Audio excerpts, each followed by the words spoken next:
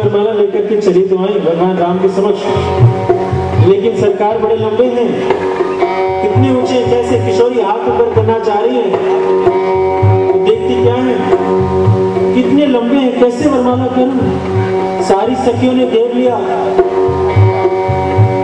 और सरकार से कहा, सरकार तनिक झुक तो जाओ।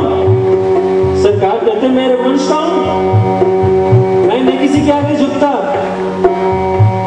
सारी गोपियों ने कहा देखो हम तो तुम्हारी सारी सरज लगेंगे भविष्य में, हमसे कैसा राज, हम तो ऐसे भी तुम्हें गाली देंगे और वैसे भी तुम्हें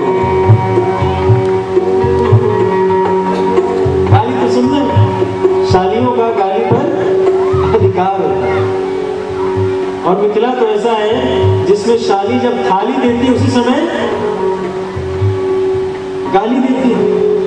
भोजन की थाली आ जाए मिथिला में, जब जहाँ विराजित का होता है हमारे आनंद जी भी चले गए थे, ससुराल के चक्कर में फंस गए।